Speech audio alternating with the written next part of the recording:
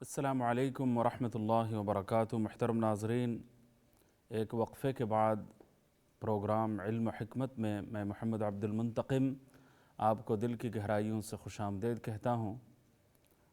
میں وقفے سے پہلے یہ عرض کر رہا تھا کہ رمضان کے بارے میں جو مایوسی کی کیفیت طاری ہوتی ہے، اس کے پیچھے جو وجہ کار فرما ہے وہ یہ ہے کہ رمضان کو ایک لحاظ سے اختتام سمجھا جاتا ہے کہ ساری چیزوں کا اختتام ہو گیا، رحمتوں کا، برکتوں کا، مغفرتوں کا، گویا کہ اختتام ہو گیا ہے۔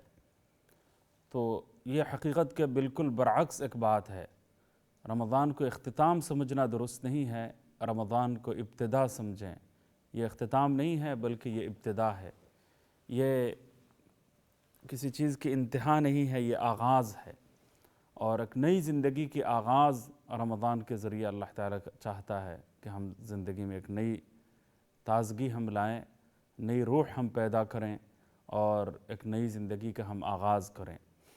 تو رمضان میں بہت سارے اعمال زیادہ ہوتے ہیں، ان اعمال کا بوجھ ضرور کم ہوتا ہے، لیکن پوری زندگی کا ایک گراں بار بوجھ بھی انسان کو رمضان کے بعد مزید بوجھل کر دیتا ہے۔ اگر حقیقت شناسی ہو اور بات سمجھ میں آئے کہ ایک چھوٹا روزہ تھا، اب زندگی بھر کا روزہ جس نے موت تک ہمارا ساتھ نہیں چھوڑنا، اس روزے کی طرف ہم منتقل ہو رہے ہیں، اور ہم گناہوں سے بچ کر پوری زندگی کے ہر لمحے کو گزاریں گے۔ یہ ایک عہد کا نام ہے۔ اس عہد کو تازہ کرتے ہوئے انسان کو ایک بڑے روزے کی طرف آنا ہوگا اور بڑے روزے کی شروعات کرنی ہوں گی۔ تو اللہ تعالیٰ اس کی ہم تمام مسلمانوں کو توفیق عطا فرمائے۔ کیا کیا کام کرنے ہیں؟ ایک تو یہ ہے کہ رمضان کے بعد بھی بہت سارے لوگ سمجھتے ہیں کہ اب کرنے کا کوئی کام کوئی رہا نہیں۔ ایسا معلوم ہوتا ہے کہ اللہ تو وہ کام دیا تھا آپ نے اب لے لیا، اب کوئی کام بظاہر نظر نہیں آتا۔ تو یہ ایک غلط فہمی ہے، یہ بھول ہے۔ اس کے بعد ایک کام تو ہم کر سکتے ہیں، یہ اللہ والوں نے، بزرگان دین نے نصیحتیں فرمائی ہیں، ان نصیحتوں کا خلاصہ میں آپ کی خدمت میں عرض کرنے کی کوشش کرتا ہوں۔ پہلا کام تو یہ ہے کہ انسان توبہ اور استغفار کو زندگی کا ایک لازمی عنصر، دائمی معمول بنائے۔ توبہ کی توفیق اس کو نصیب ہو، توبہ ہمیشہ وہ کرتا رہے۔ اللہ اکبر! توبہ کی بڑی فضیلت بیان کی گئی ہے۔ توبہ کے بارے میں ہم سوچتے ہیں کہ کوئی گناہ ہوگا پھر توبہ کریں گے، لیکن توبہ بذات خود ایک مستقل عبادت ہے، اور دوسرے بہت سارے نیک اعمال ایسے ہیں کہ وہ سارے نیک اعمال توبہ جیسے عظیم عمل اور عظیم عبادت کے آگے وہ دوسرے اعمال ہیچ معلوم ہوتے ہیں۔ تو توبہ کرنا، کرتے رہنا، یہ ہماری عادت ہونی چاہیے، ہماری زندگی کا خاصہ ہونا چاہیے کہ ہم ہر وقت جو ہے وہ توبہ کریں، اللہ تعالیٰ کی طرف ہم رجوع کریں اور گناہوں سے ہم مغفرت طلب کریں۔ ہر وقت انسان سے گناہ سرزد ہو جاتا ہے، اور کتنے بے شمار گناہ ہیں جو ہمیشہ ہر وقت سرزد ہو رہے ہیں۔ ان سب سے توبہ کرنے کی ضرورت ہے، استغفار کی ضرورت ہے۔ تو یہ ایک بہت اہم پہلو ہے کہ جس کی طرف ہمیں متوجہ ہونا چاہیے کہ ہم توبہ بڑے اہتمام کے ساتھ ہم کریں۔ تو یہ ایک چیز ہے جس کی طرف میں نے آپ کو توجہ دلائی۔ قرآن کریم میں جہاں دعاؤں کا ذکر کیا گیا ہے، رمضان کے روزوں کا ذکر کیا گیا ہے، انہی مقامات پر اذا سألک عبادی عنی فانی قریب اجیب دعوت الداعی اذا دعان، یہ دعا کے سلسلے میں جو آیات ہیں وہ اسی مقام پر اللہ تعالیٰ نے نازل فرمائی۔ تو اس سے ایک حکمت علماء کرام نے بیان کی ہے کہ عام طور سے شاید یہ لوگ سمجھنا شروع نہ کر دیں کہ رحمتوں کے دروازے سب اسی وقت کھلے رہتے ہیں جب رمضان ہی ہوں، رمضان کا مہینہ گزر رہا ہو، اور رمضان گزر جانے کے بعد شاید اب رحمتوں کے دروازے بند نہ ہو جائیں۔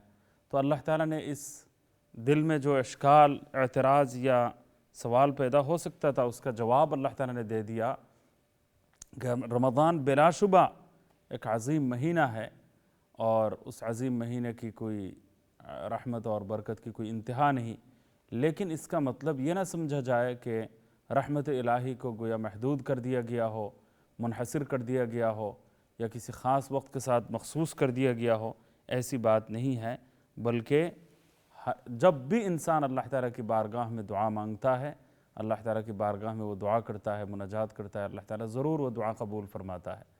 تو اللہ تعالیٰ کے ساتھ تعلق کو قائم اور دائم رکھنے کا سب سے بہترین ذریعہ یہ ہے کہ انسان اپنی زندگی کے ایک ایک لمحے کو دعا میں تبدیل کر لے، ادھر ادھر کی باتیں کرنے کے بجائے بس اللہ تعالیٰ سے باتیں کرے، اللہ تعالیٰ سے دعا کرے، اللہ تعالیٰ سے مانگتا رہے۔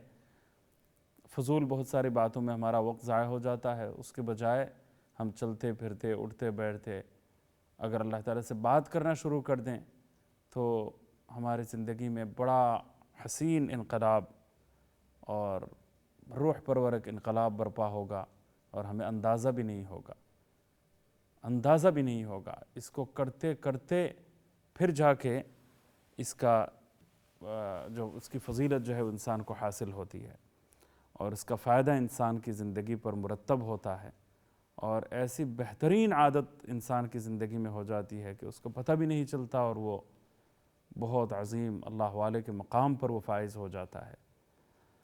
بس یہ عادت ہمارے اندر پیدا ہو جائے کہ ہم چپ کے اللہ تعالیٰ سے باتیں کرنے کی عادت اپنے اندر پیدا کر لیں۔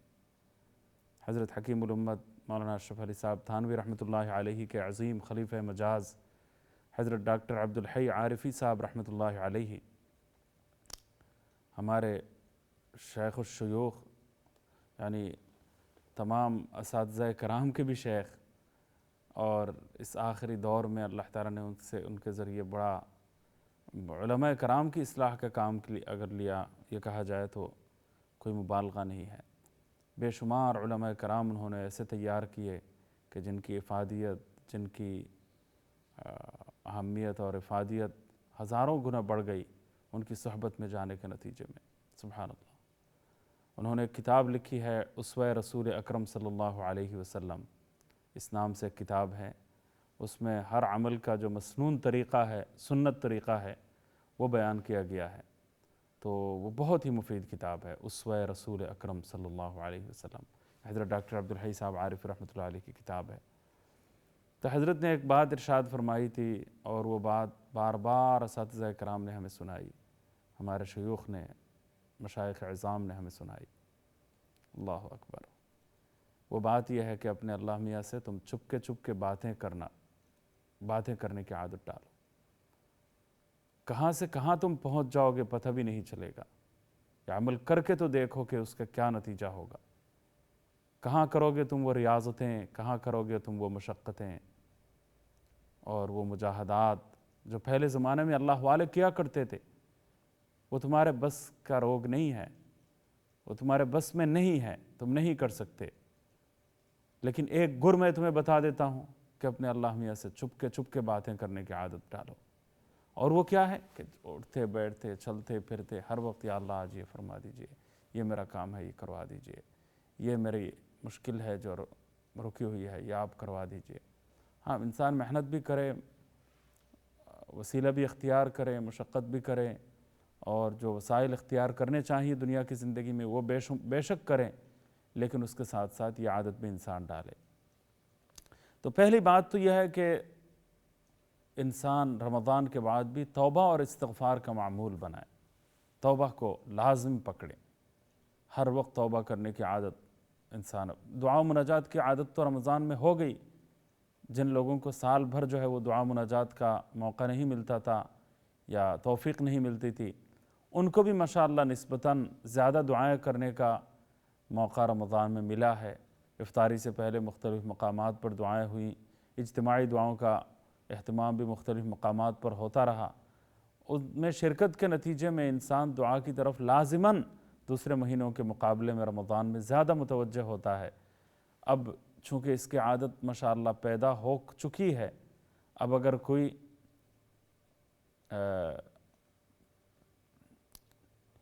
کوئی شخص رمضان کے بعد اس کو جاری رکھیں تو پھر یہ دعائیں توبہ بن سکتی ہیں. دعاؤں کے ذریعے انسان توبہ کرے. توبوا الی اللہ توبۃ نصوحا، تم اچھی طرح جو ہے مخلصانہ توبہ تم کرو اللہ تعالیٰ کی بارگاہ میں، اس کا حکم دیا گیا ہے. حدیث میں فرمایا گیا ہے کہ التائب من الذنب کمن لا ذنب لہ، اگر کوئی گناہ سے توبہ کر لیتا ہے تو وہ ایسا ہو جاتا ہے کہ گویا اس نے کوئی گناہ کیا ہی نہیں ہے. دنیا میں تو ریکارڈ میں یہ برائی موجود رہتی ہے، فائل غائب نہیں کی جاتی کہ چلو معاف کر دیا گیا، لیکن فلاں شخص نے جیل کاٹی ہے، فلاں شخص نے اس کو سزا ملی ہے، تو یہ پوائنٹ اس میں لگا ہے، اس کے ڈرائیونگ لائسنس میں پوائنٹ لگا دیا گیا ہے. تو وہ ماضی کا حال جو ہے وہ مٹھا نہیں دیا جاتا، ماضی کا ریکارڈ غائب نہیں کیا جاتا، لیکن اللہ تعالیٰ کا معاملہ، اس کی شان کریمی، شان رحیمی کا معاملہ کچھ دیگر ہے. سبحان اللہ. اللہ تعالیٰ جب معاف فرماتا ہے تو وہ فائل ہی غائب کر دی جاتی ہے اور کوئی چیز باقی نہیں رہتی. تو اس لیے ایک تو توبہ کی عادت ڈالنی چاہیے، اور دوسرا ایک عمل اللہ والوں نے بیان فرمایا کہ انسان اپنے ایمان کی تجدید کا عمل اپنائے، ایمان کی تجدید کا عمل کرے. ایمان بھی پرانا ہو جاتا ہے، ایمان بھی بوسیدہ ہو جاتا ہے، ایمان میں بھی میل آ جاتا ہے، میل کچیل پیدا ہو جاتا ہے، اس میں پرانا پن پیدا ہو جاتا ہے، اس کو نیا کیا جائے. صحابہ کرام رضی اللہ عنہم اجمعین نے پوچھا کہ اس کو ہم نیا کیسے کریں؟ آپ صلی اللہ علیہ وسلم نے ارشاد فرمایا کہ لا الہ الا اللہ کی کثرت کرو. تو ایمان کو نیا بنانا یہ بالکل آسان کام ہے. لا الہ الا اللہ کی ہم کثرت کریں. کتنے لوگ سمجھتے ہیں کہ ایمان لا چکے ہیں، اکثر لوگ ہی ایسے ہی سمجھتے ہوں گے کہ ایمان لا چکے ہیں، اب میں نیا ایمان کیوں لائیں؟ سبحان اللہ. صحابہ کرام رضی اللہ عنہم اجمعین ایک دوسرے سے جب ملاقات ہوتی تھی تو فرماتے تھے کہ تعال نؤمن ساعتا، ہم اپنے ایمان کی تجدید کرتے ہیں، ایمان لاتے ہیں. ایمان کب سے حاصل ہے، ایمان کی دولت موجود ہے، لیکن اب تو اس سے کب لوگ فارغ ہو چکے ہوتے ہیں کہ ایمان تو ہو چکا ہے، ہمارا ایمان تو موجود ہے، اب ایمان کی تجدید کی کیا ضرورت ہے؟ ایمان کو رینیو کرنے کی کیا ضرورت ہے؟ پاسپورٹ رینیو کریں تو ٹھیک ہے، لیکن ایمان کیا رینیو کریں؟ نہیں، ایمان کو بھی رینیو کرنے کی ضرورت ہے، ایمان کی بھی تجدید کی ضرورت ہے، اور وہ ہے لا الہ الا اللہ کی کثرت کرنا. لا الہ الا اللہ کی کثرت کرنا، اللہ پر ایمان کا تذکرہ کرنا، ایمانیات کے حوالے سے گفتگو کرنا. ایک اللہ والے نے خاص طور سے یہ بات ارشاد کی تھی، اور وہ بات صحیح ہے، بالکل برحق ہے، کہ بہت سے لوگوں میں، عام مسلمانوں میں عمل کی طرف تو توجہ ہے کہ علم و عمل، علم ہو اور عمل ہو، لیکن ایمان اور عمل ان دونوں کی طرف توجہ نہیں جاتی.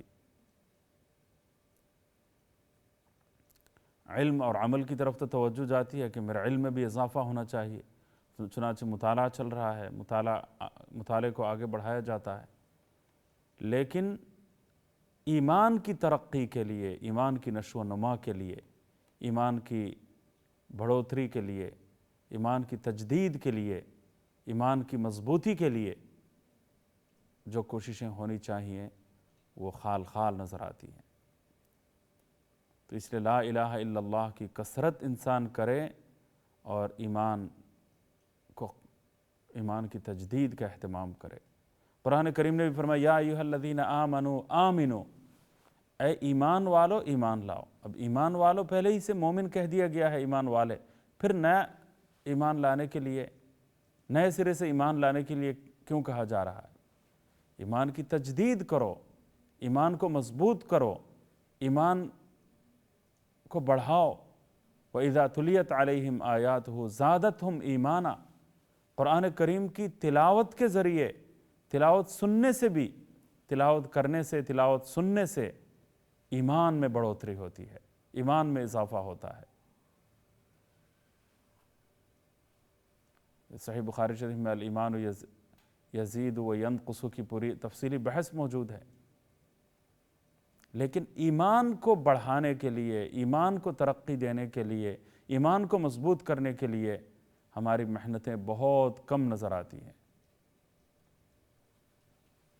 حضرت مولانا محمد الیاس صاحب رحمۃ اللہ علیہ کو اللہ تعالیٰ غریق رحمت فرمائے، انہوں نے دعوت اور تبلیغ کے عنوان تو انہوں نے کوئی نہیں دیا۔ دعوت اور تبلیغ کا جو کام انہوں نے شروع کیا تھا، اس کام کی بنیاد ہی ایمان ہے، کہ ایمان پر محنت کی جائے، ایمان پر محنت کی جائے۔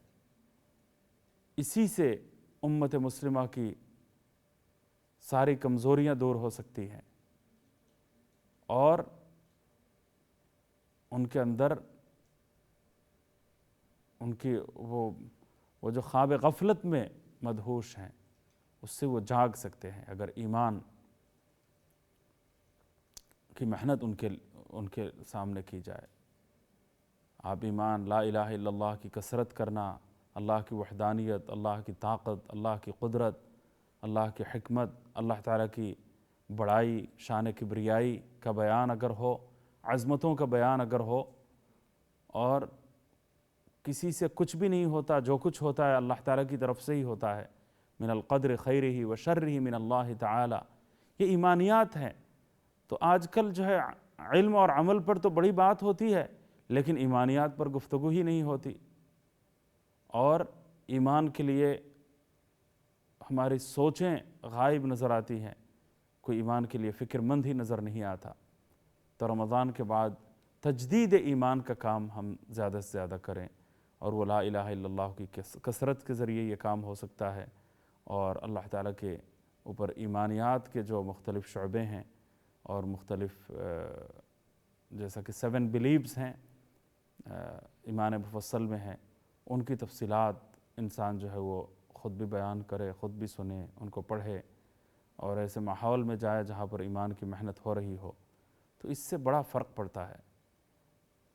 اس پوری امت میں مورخین نے یہ بات بتائی ہے کہ پوری امت میں جب بھی پوری امت کو پنپنے کا موقع ملا ہے اور پوری امت کو اتحاد اور اتفاق کی دولت نصیب ہوئی ہے، امت جب کبھی جاگی ہے، جاگ اٹھی ہے، اور اس کے وہ امت مردہ ہو جاتی ہے، اس کے اندر زندگی اور جان پیدا ہوئی ہے، تو تحریک ایمان کے نتیجے میں جان پیدا ہوئی ہے۔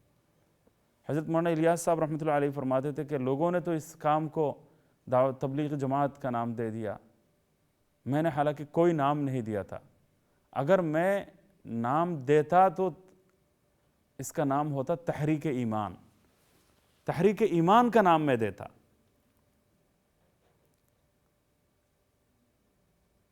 یہ لوگوں نے تبلیغ جماعت کا نام دے دیا، میں نے کوئی نام نہیں دیا اس جماعت کا، کہ امت کا کام تھا، اس کو ہم نے چھوڑ دیا ہے، اس کو ہم نے دوبارہ سے شروع کر رہے ہیں۔ کوئی نام دیں گے تو پھر ایک نیا فرقہ وجود میں آ جائے گا، تو امت پناہ ختم ہو جائے گا۔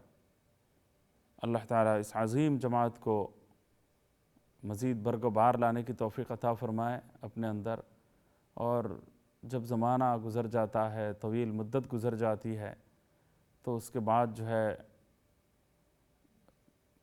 کچھ مسائل بھی پیدا ہو جاتے ہیں، کچھ مشکلات بھی پیدا ہو جاتی ہیں، حالات میں کچھ کمزوریاں بھی آ جاتی ہیں۔ اللہ تعالیٰ ان کمزوریوں کو دور کر کے اتحاد اور اتفاق کی نئی فضا اللہ تعالیٰ قائم فرما دیں، اور الفاظ کے جو لفظی اختلافات ہیں ان کو بنیاد بنا کر دراڑیں ڈالنے کی جو نوبت آ جاتی ہے، ایسی کیفیت سے، ایسی نوبت سے اللہ تعالیٰ اس امت کی حفاظت فرمائے۔ تو پہلا کام میں نے بتایا کہ رمضان کے بعد توبہ اور استغفار کا کام جاری رکھا جائے، ہر وقت انسان توبہ کرے، یہ نہ سوچے کہ گناہ ہوں گے یا ہوئے پھر جا کے توبہ، یعنی یہ توبہ بذات خود ایک مستقل عبادت ہے، اور دوسرے نیک اعمال کے سامنے، دوسرے نیک اعمال اس توبہ کے عمل کے سامنے ہیچ معلوم ہوتے ہیں، مستقل عبادت ہے۔ رسول اللہ صلی اللہ علیہ وسلم توبہ کرتے تھے اور مسلسل کرتے تھے اور بار بار فرماتے تھے۔ سبحان اللہ، اللہ تعالیٰ توبہ کی حقیقت سب کو نصیب فرما دے۔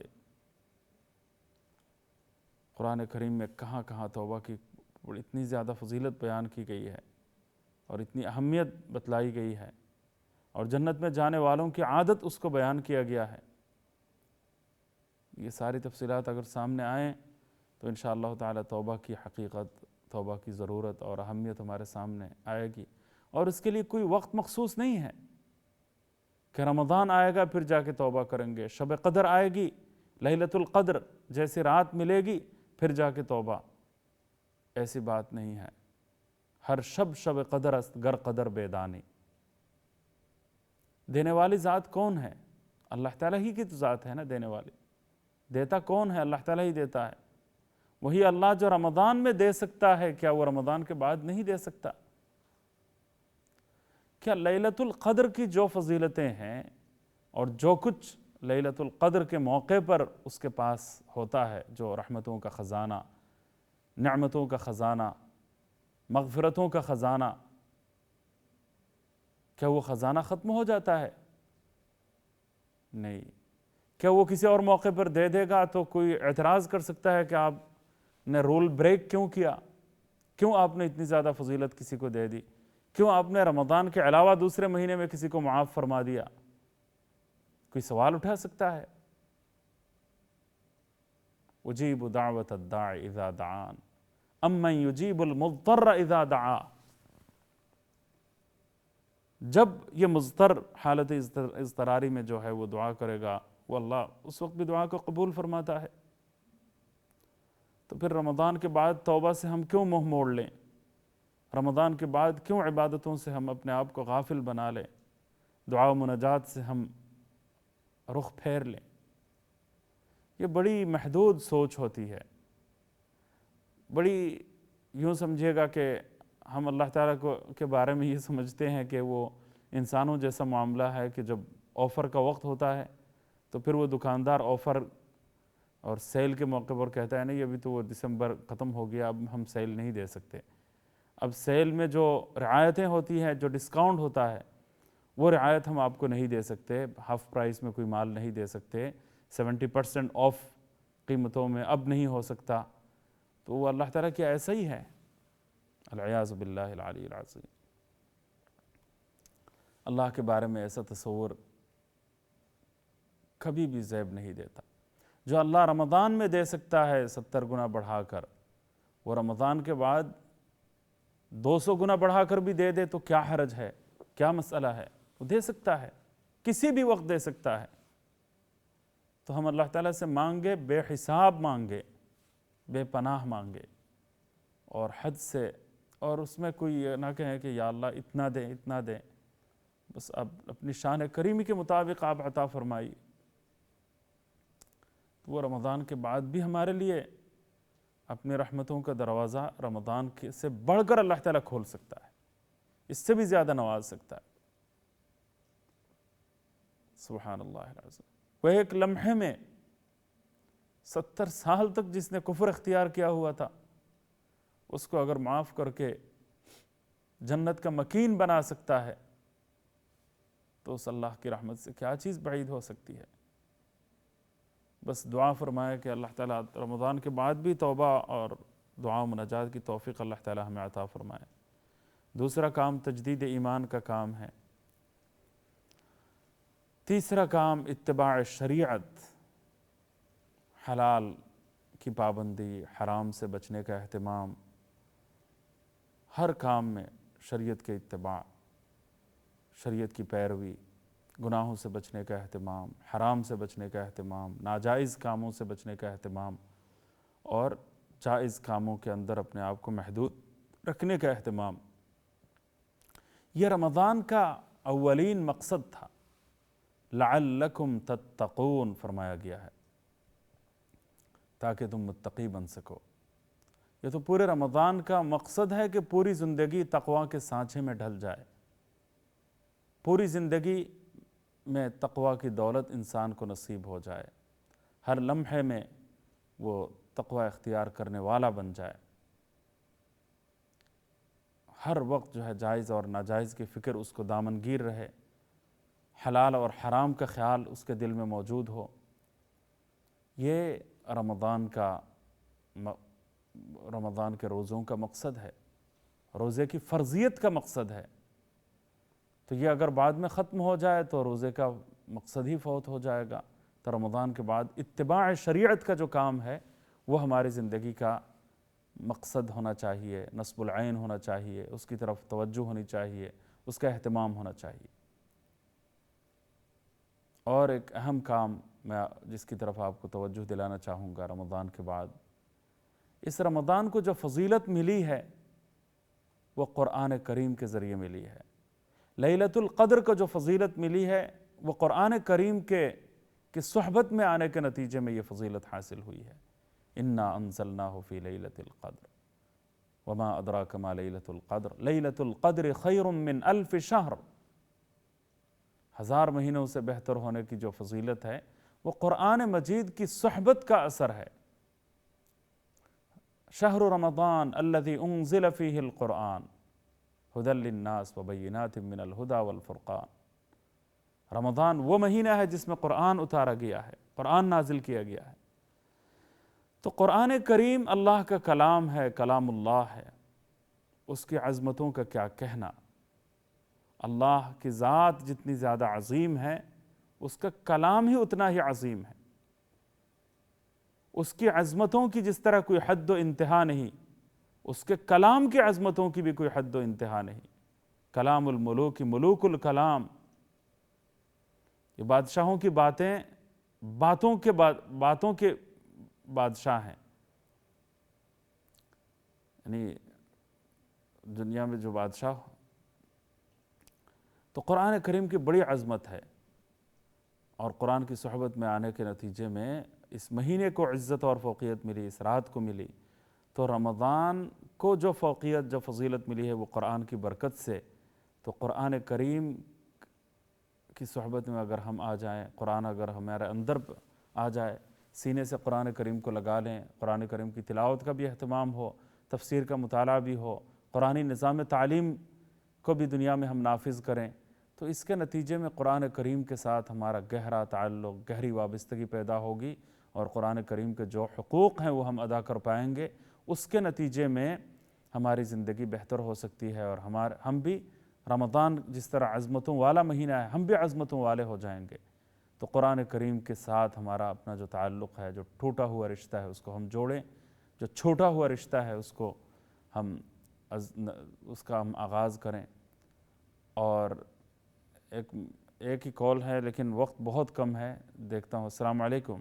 جی السلام علیکم امام صاحب، بس ابھی ٹی وی لگایا، آپ کا پروگرام سنا، تو یہ پوچھنا تھا کہ قرآن پاک سیکھنے کے لیے آسان طریقہ کیا ہے حفظ کرنے کے لیے بچوں اور بڑوں کے لیے، پلیز آپ بتا دیں۔ ایک تو یہ ہے کہ قرآن کریم کی تلاوت کا اہتمام کیا جائے، تلاوت کو صحیح کرنے کے لیے کسی استاذ کو لیں، جیسا کہ یہاں اقراء القرآن کا پروگرام ہوتا ہے، اس میں استاد پڑھاتا ہے اور سارے سنتے ہیں، یا اپنے مشق یا کسی پرائیویٹلی کسی استاذ کا اہتمام کیا جائے۔ اور دوسرا طریقہ یہ ہے کہ قرآن کریم کے معنی اور مفہوم پڑھیں۔ اس میں ماشاءاللہ تفسیر معارف القرآن کا انگریزی ترجمہ ہو چکا ہے، ہمارے استاذ شیخ الاسلام مفتی محمد تقی عثمانی صاحب دامت برکاتہم کی کتاب نوبل قرآن، یہ انگریزی میں ترجمہ ہے، یا آسان ترجمہ قرآن اردو میں ہے۔ ان کا مطالعہ پہلے کر لیں، پھر مفصل تفسیروں کا مطالعہ بعد میں آپ کریں گے۔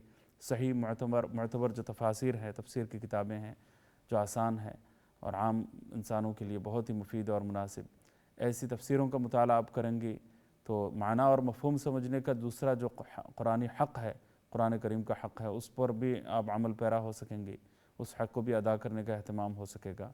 پھر تلاوت قرآن کو درست اور صحیح کرنے اور اس کو عمل میں لانے کا اہتمام بھی آپ کریں۔ فی الحال تو یہ 2 کریں، اور بہت ساری باتیں ہیں انشاءاللہ، پھر قرآن بھی آپ کو بتا دے گا کہ کیا کرنا ہے۔ آج چونکہ وقت بہت مختصر ہے، اس لیے اس پر تفصیلی گفتگو نہیں ہو سکتی۔ ایک بات یہ ہے کہ قرآن کریم رمضان کا جو مہینہ ہے وہ صبر کا مہینہ، غمخواری کا مہینہ، ہمدردی کا مہینہ، غم گساری کا مہینہ، دوسروں کے ساتھ تعاون کا مہینہ، ہیلپنگ کا مہینہ، یہ مہینہ ہمیں عطا فرمایا ہے کہ بھوکوں کی بھوک کی تکلیف بھی ہم سمجھیں اور دوسروں کے ساتھ تعاون بھی ہم کریں، اور ہمدردی، غمخواری اور غم گساری کو زندگی کا شیوا ہم بنائیں کہ ہم ہمدرد بن جائیں، غمخوار ہو جائیں۔ اس عادت کو رمضان نے ہمارے اندر پیدا کیا ہے اور اس کی تھوڑی بہت عادت پیدا ہوئی ہے، تو اس کو بھی باقی زندگی میں باقی رکھیں، برقرار رکھیں، اور اس عادت سے پوری زندگی کو ہم خوبصورت بنائیں، مزین کریں۔ اللہ تعالیٰ ان باتوں پر عمل پیرا ہو کر رمضان کے بعد کی زندگی کو رمضان کے مطابق بنانے، اور رمضان کے بعد جو ہے جو حقوق اور ذمہ داریاں ہمارے اوپر عائد ہیں ان کو ادا کرنے کی اللہ تعالیٰ توفیق عطا فرمائے۔ آج پروگرام کا وقت اختتام کو پہنچ گیا ہے، اجازت چاہوں گا، دعاؤں کی درخواست ہے۔ السلام علیکم ورحمۃ اللہ وبرکاتہ۔